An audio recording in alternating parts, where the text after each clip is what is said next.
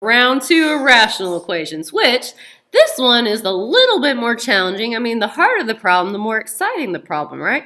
But honestly, you guys, it's really not that much harder. If you thought you understood example one and you want to try example two, I highly encourage you to do that and pause the video and fast forward to the end and see if you get it correct. But this one is a little bit more challenging, so I might watch it just to make sure and maybe try example 3 on your own. But I'll leave it up to you.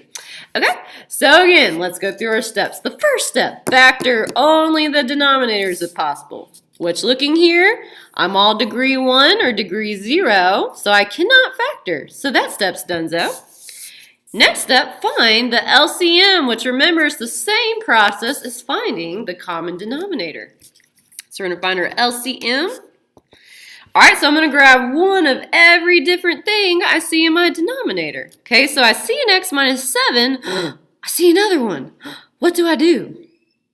You guys are so smart. Remember, whenever you see one that repeats in the denominators, you pick the one with the highest exponent, which both of these are secretly raised to the first power since I don't see anything.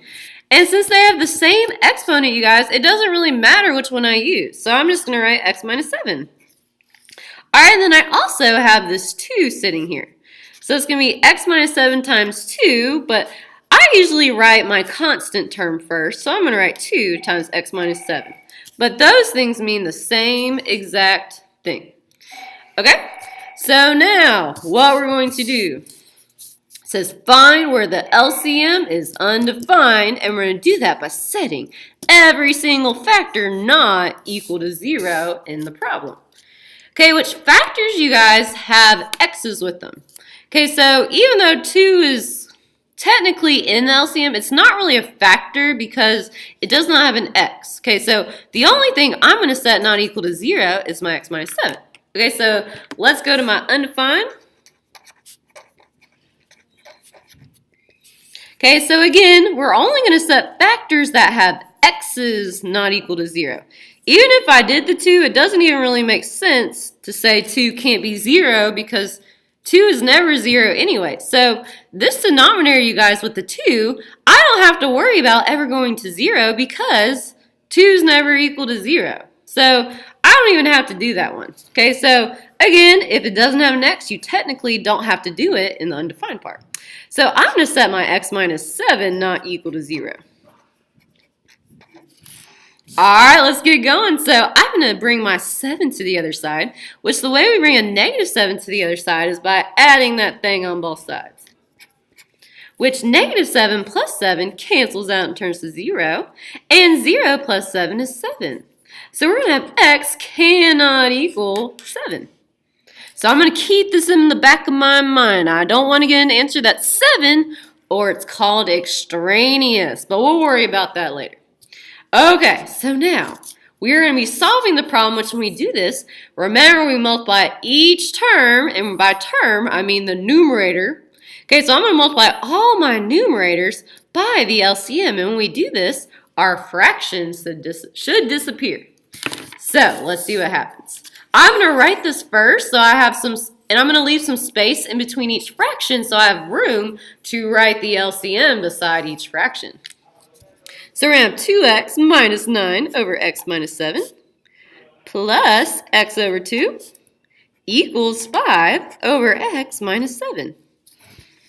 All right, you guys, let's see what happens. So I'm going to take the LCM and multiply it to every single numerator. But remember, you guys, you can only do this when there's an equal sign. Don't you dare try to do it if there's not an equal sign, or the demon cats will definitely hunt you down. So watch out.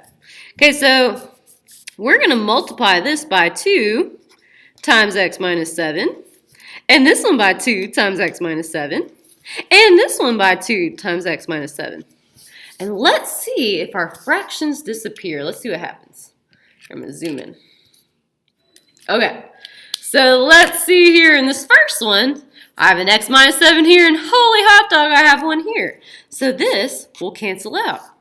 So I'm left with this 2 times all that. So I'm going to write it as 2 times 2x minus 9. Okay, that's what I was left with. Okay, now this one, I have a 2 in the denominator, and holy hot dog, I got a 2 here, so they will cancel out. And what I'm left with is x times x minus 7. Our fractions are disappearing, you guys. I'm super excited. Okay, and I have an x minus 7 here, and holy hot dog, there's one right there. So bam, bam. So in this one, I'm left with 5 times 2. Alright, so from here, you guys, we just need to solve for x. So if you know how to solve for x from here, which most of you guys probably do, I highly encourage you to pause the video and solve for x on your own. Alright, but if not, just watch and I'll show you what to do. Alright guys, so on these, anytime you have a number in front of a parenthesis, the way that we solve is by distributing. So we're going to do a lot of distributing. So I'm going to do 2 times the 2x and the 2 times the negative 9. 2 times 2x is 4x, and 2 times negative 9 is negative 18. Alright, and then x times x will give me a positive x squared, and then x times negative 7 gives me negative 7x. Awesome, awesome. Alright, on this side, I just have to multiply. So 5 times 2 gives me 10. Alright, let's see what happens, you guys. So let's combine our like terms. Okay, so I have a 4x, which my other like term is a 7x, which when I do this, you guys, I like to write my term with the highest exponent first. So why don't we just do that? I'm going to start with my x squared, which there aren't any other x squared, so I'm just going to bring it on down. Okay, but then my 4x and my negative 7x will combine to be negative 3x. And then my 18 is all alone and by itself. So I'm just going to drop it down right here. So minus 18 equals 10. Alright, you guys, now we have to be careful. When you have a quadratic, okay, we have to solve by moving everything to the other side and trying to factor. So we get to factor in this problem. Yay. Okay, so I'm going to start by making the side 0. So I'm going to bring my 10 to the other side, which the way we bring positive 10 to the other side is by subtracting it. And the reason why I chose to subtract it to the 18 is because these are the like terms. 10 is not a like term with negative 3x or x squared. So we're left with x squared minus 3x. Negative 18 minus 10 more is negative 28. And 10 minus 10 is 0. So you have to start by making this side 0. And now that I have 3 terms with a quadratic, how do we solve? You guys are so smart. We do solve by sliding and dividing. Okay, so let's go. So I got a 1 in front of my x. Okay, so I'm going to slide that over to my c. So a times c will give me negative 28. So I'm looking for 2 numbers that multiply to equal negative 28. So that's my AC. And I want to find 2 numbers that add to be b, which is negative 3. So let's see here. 2 numbers that multiply to be negative 28 and add to be negative 3. I don't even know why I tried. You guys are so smart. It is negative 7 and 4. Okay, which I'm going to write my answers over here because I'm starting to run out of space. So guys, remember, these are factors. So we write these in parentheses. These are not zeros. They are factors. Okay, so this is going to be x minus the 7 times x plus 4 because we have a positive 4. Okay, so we slide and then we have to divide. But since my a is a 1, if I divide these numbers by 1, I'm just going to get the same answer back. So I don't even need to divide that. Okay, so these are my factors. So I have x minus 7 equals 0. And I have x plus 4 equals 0. Remember, when we find zeros, we have to set each of these equal to 0 and solve. Or remember, the shortcut is by changing the signs. Okay, so the opposite of negative 7 is positive 7. So one of my zeros is positive 7. Or it could also be the opposite of positive 4 is negative 4.